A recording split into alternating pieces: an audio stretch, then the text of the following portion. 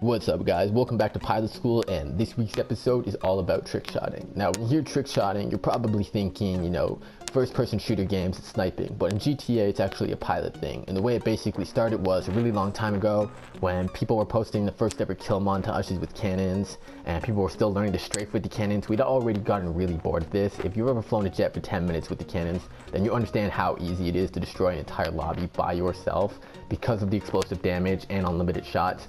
So we wanted to make it more difficult for ourselves, so we started free aiming rockets. Now that's not a trick shot, it's just a more difficult shot with more accuracy required.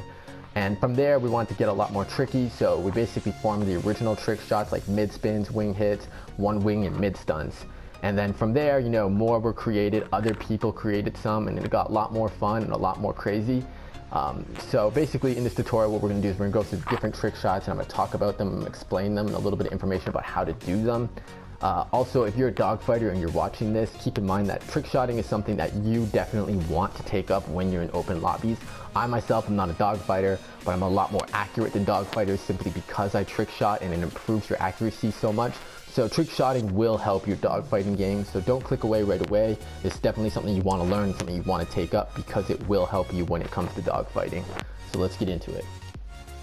Alright, so starting with the first one, we're going to go for mid spin. So mid spin is the first ever trick shot. Basically, this is just where you barrel roll at your target and free aim a rocket. Two things you can't do when doing this one is you can't use the cannons, it has to be free aim rockets, and you also can't stop the rotation, fire, then continue rotating. You have to fire while spinning. It has to be one smooth movement.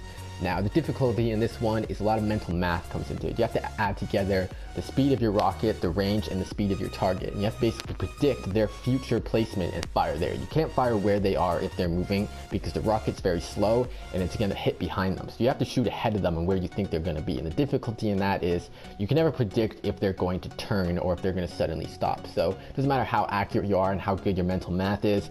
If they stop or they turn, you're going to miss. So basically you want to look for a target who keeps moving in a straight line. And as long as you predict their placement properly, you're going to be able to hit.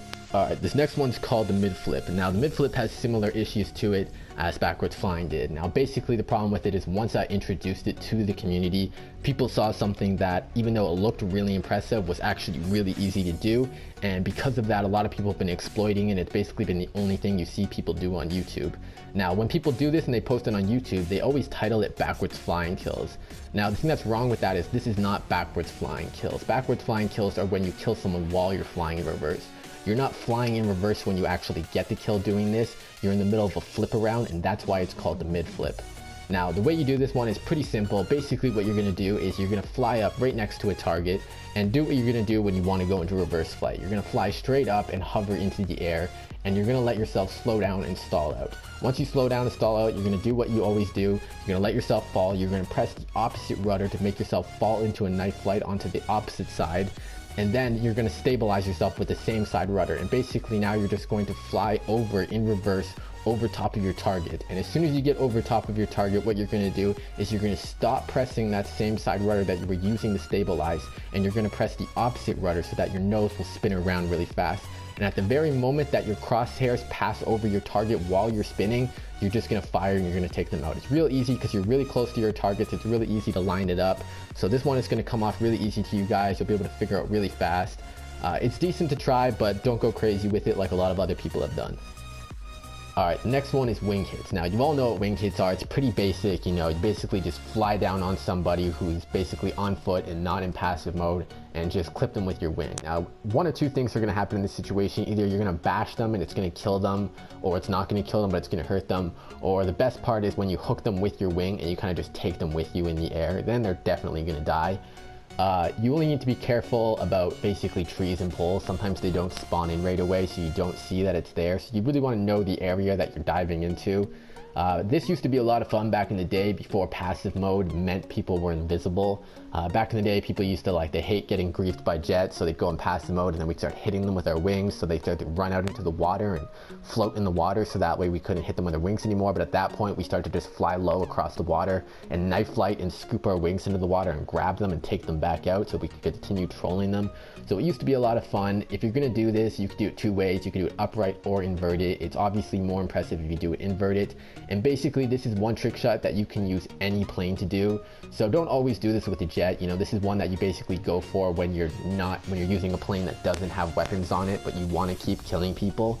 So if you're going to do wing hits, I recommend doing it with like other planes. The bigger the plane, the more challenging it is, obviously, because the longer the wingspan. So if you're going to do it, try getting it with like Titans and stuff. That'd be really cool to see. I got one in reverse with the Titan one time, but I lost the clip, so I didn't get to use it in this tutorial. So yeah, basically it's real basic, real straightforward. You guys have seen it a million times, not much to talk about. So let's get to the next one. Alright, this next one called One Wing v-tol. Now this was invented by a pilot named Angrybird. Angrybird has a really awesome channel, a lot of pilot footage, a lot of killing footage, a lot of troll videos. It's really funny, really entertaining, really good to watch. And I want to thank him personally for taking the time to get together this footage for the tutorial. This is him flying that you're watching right now, and he's the one who taught me how to do this.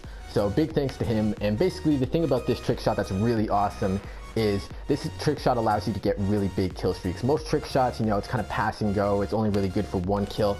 But if you take advantage of this one and you get really good at it and you can continuously stabilize it and fly with it, then you can really get in there and continuously kill a bunch of people. Now, the difficulty in this one is, even though it looks simple to just be in hover mode while one wing, your jet's going to be constantly trying to fall over in different directions on you. And basically what you want to be doing is you want to be constantly pulling the opposite way of whatever way your jet's trying to fall. It really involves using the rudders a lot, and it really involves using what you still have of a wing and the elevators a lot to keep trying to pull the opposite way to keep your jet leveled out. So you're constantly fighting with it. It's really difficult to learn at first, but once you get good at it, you can go crazy like Angrybird does. I obviously don't have time to really get too in depth with this one. If you guys are interested and you want to learn more about One Wing v-tol, Angrybird has a really big, really detailed tutorial on his channel. I'm going to link it in the description. You guys can go check it out. I highly recommend it. So big thanks to Angrybird for taking part on this one. Now let's go on to what's next. Alright, so now let's get on to the actual backwards flying kills. If you don't know how to fly backwards yet, go back and watch the backwards flying tutorial and then come and do this. Now basically what you're going to do is you're going to get into reverse flight just like you would do with the mid flip, but when you pass over your target, you're not going to press the opposite rudder. You're actually going to continue stabilizing your jet with the same side rudder, and you're going to pass them.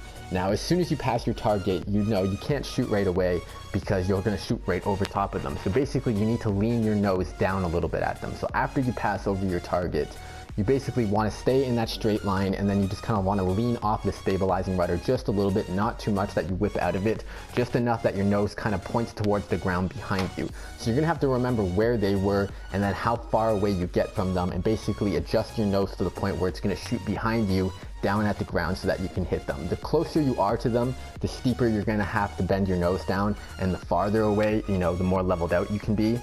You don't really want to do one or the other. You want to kind of get it in between. You know, you're too close and then you're going to have to like kind of drop your nose too much, and then you can whip out of it too far and it's going to be a much more inaccurate shot. So basically you want to get it somewhere in between, like you can see me doing it. Basically just slightly lean your nose down right after you pass them so that you can fire right behind you.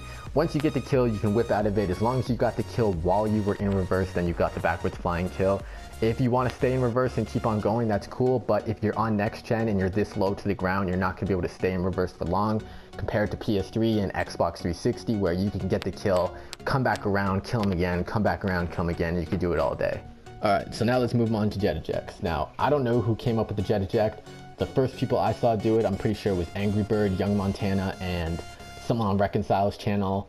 Whoever came up with it, props to them. But the thing that turns me off about jet ejects is basically you get one shot and it means sacrificing your jet.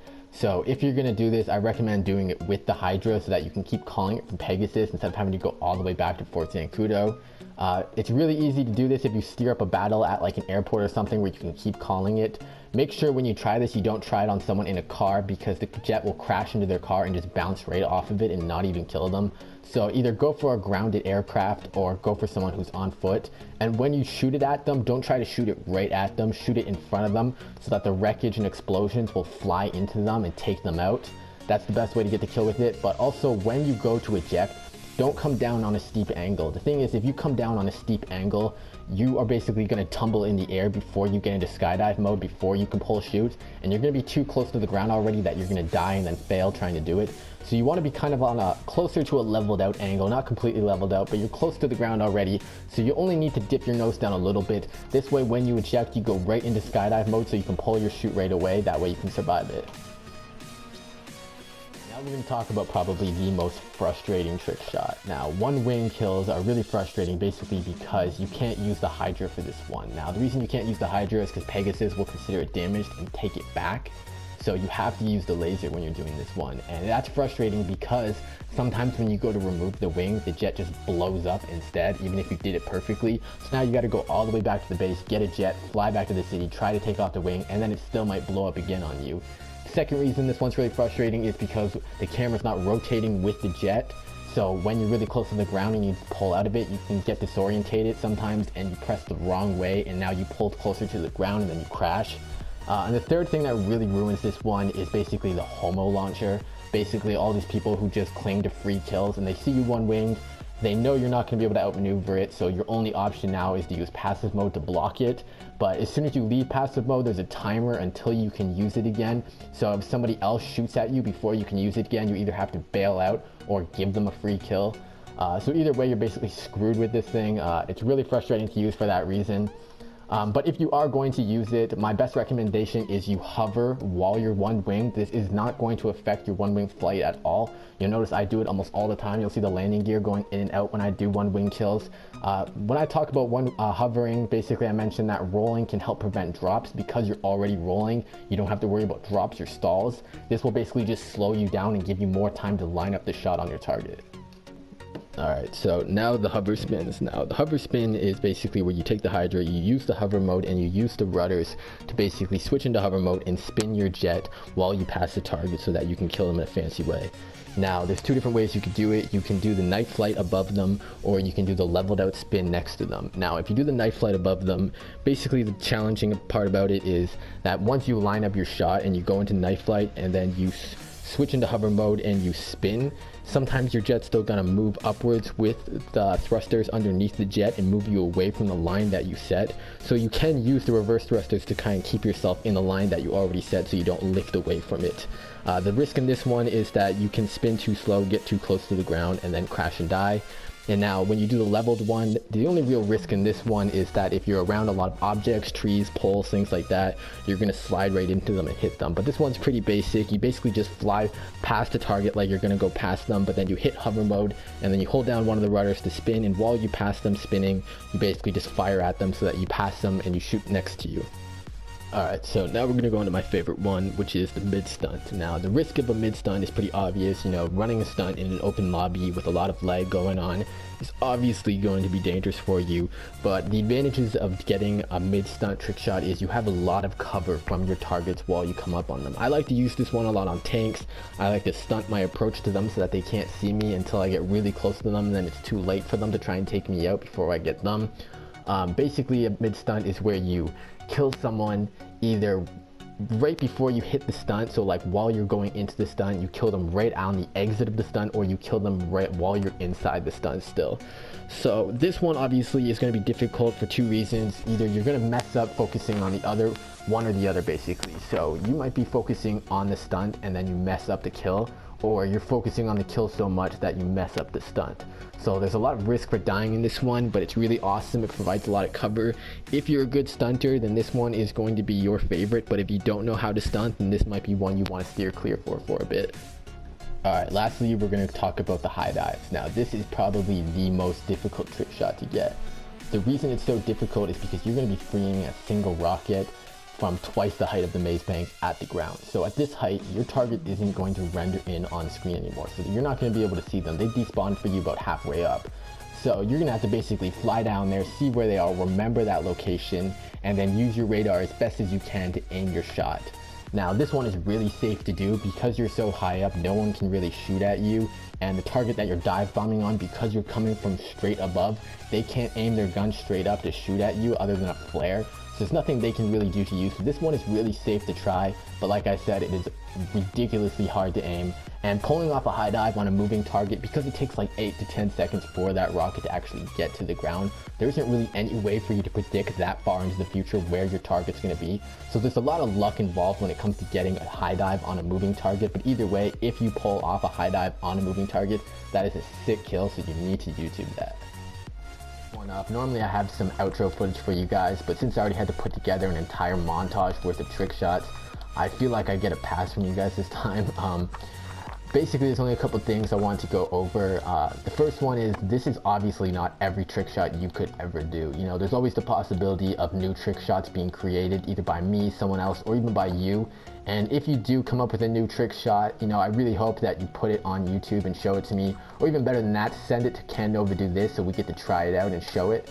Also, you know, you can mix trick shots together, you know, like you can mix like one wing and high dive, or you can mix like hydra spins and stuns. You can mix like a bunch of them together into like super trick shots. So don't just go for like the solos all the time, you know, like go crazy with it and try to like mix them together, because that can get really epic sometimes. Also, there's obviously a big difference between if you use cannons or free aim rockets. You know, you can use either one in most trick shots. But obviously, you know, it's a lot more impressive if you get it with a free aim rocket over the cannons. And, you know, there's also a point system for trick shotting. I didn't want to include it anymore in the description, because I feel like if I include it, it's going to lead to a lot of people basically just doing the more impressive ones that get higher scores, fearing that like they'll be judged poorly if they don't include them and do mostly the harder ones. And I didn't want to include that because that's not how you should make a montage. When you make a montage for trick shotting, you should never be thinking about the points. The points is not how you should do it. I won't do it. You guys shouldn't do it. Basically, what you should be doing is thinking about variety. Obviously, you want to do the harder ones too, but you want to really just try and mix all the different kinds of styles into a montage. The more variety you have, the better the montage. It's not going to be about points. I'm not going to be scoring it. No one else should be scoring it. Basically, the point system is actually just for trick shot battles. Me and Poke have been doing trick shot battles for a really long time. They're a lot of fun to do. It's a really fun way to compete with it. If you guys want to know the points that badly because you want to go compete with some of your friends, you can DM me and I'll send it to you privately. I'm not going to post it up publicly because I don't want to basically lead people to start doing very only doing certain things in their montage. I want them to keep mixing it up. I don't want them to basically be afraid of being judged. So it's only there if you guys want to use it to compete with each other in friendly battles, really. Other than that, don't really worry about it. Other than that, this episode's done. Make sure you stay tuned to next week's episode. This is Mario out.